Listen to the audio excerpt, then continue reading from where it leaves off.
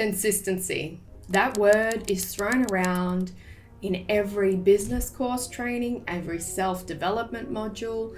You need to be more consistent. The thing that you did, just keep doing it. But hearing it repeatedly, it shifts from engagement to shame. But what if we've misunderstood it entirely? What if consistency isn't about rigid pursuit of productivity, but more in approach? Something that doesn't shame you for not performing all the time, but instead invites you to return. Because what I've come to realize is consistency isn't about showing up every single day, every minute the same, regardless of what's going on. Because there are internal and external things that influence our ability to remain consistent. Forcing yourself to keep an unsustainable path leads to burnout and ultimately hinders your progress. To be truly consistent requires patterns and respect to the energy and the life that you freaking lead, because a process is flexible when it recognizes that there's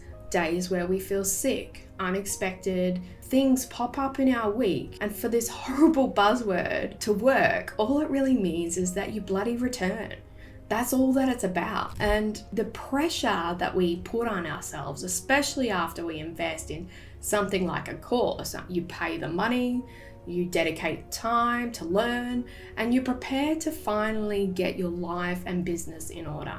But a few modules in, you kind of feel scattered and behind and already overwhelmed. Like everyone else seems to be ahead. Their things are polished, their pages are light. But meanwhile, you're sitting there questioning whether it was truly an investment of your money. Because suddenly education becomes this outward social expectation of performance.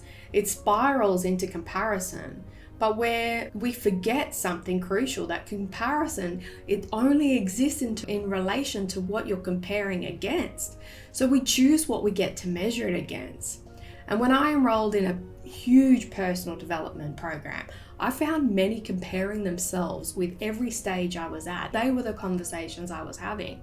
And I realized that while they were focused on others, I was asking myself, how can I make this work for me? With my energy, with my resources. And I have my own methods. I've learned to forget the path of perfection and instead have a routine that I can live within. It's not perfect, but it follows on from question one is, did you come back to the thing that you needed to come back to? Because that's the person who returns. I'm outperforming the person that never starts again. And this perpetual striving, it feels like a cruel joke. It's like internal that we need to let this life of rebellion come forward when it comes to consistency, because really it's all about returning. See, lately I've been lost in a sea of online course content, and it takes me a while to get it. So while I'm deeply digging for that understanding, others sprint forward and shine because in the early stages, while I'm still circling the fundamentals. But that's when quick wins start to disappear. When you understand things at a deeper level, you're required to understand how that relates in different contexts. This leads to succeeding, because I've seen this pattern over and over again as a learner and a teacher. There are those who with natural ability that just go right ahead in the journey and everything clicks, but eventually things start to fall away. Things aren't as easy as they seem, because once it requires depth, patience, and deliberate effort, the quick wins and the understanding it like that only takes you so far. You've got to have this deeper sense of understanding. That's where talent alone is no longer enough. And when that moment hits, it can rattle a person's sense of self. People start looking to avoid that sense of struggle, so they push back in other ways. It's often safer to seem difficult than it is to seem lost. Their identity becomes tied to having the answers all the time. But when clarity drops, the cracks begin to show. So if you've ever felt behind, it's more than likely you're exactly where you need to be, at the fundamentals, the critical stage of learning. All learning. To really grasp this idea, I like to think about the ocean. See, most people believe that the ocean tide rolls in and out, But that's not what is actually happening. The tide isn't moving, we are. It only looks like the tide is coming and going. But in reality, we're the ones who are turning toward and away from. It's the same with consistency. You're not the wave, not the surge of motivation or the drop that follows. You're the earth. You are drawn back to the orbit and the gravitational forces that influence you. The ocean doesn't worry about the shore. The earth just follows the orbit. Once I understood this though, I think of it like a gentle approach to consistency, because all it really means is that you redo it. When things start to fall off, you don't need to start all over, you just need to redo. And there's a formula that I would like to share with you, which is the redo formula. You return. So you return with curiosity to what you're creating. It begins with exposure, not just to the new skill, but also to the old knowledge being showed up in fresh ways and contexts. You dance between understanding and practice, moving back and forth as each deepens the other.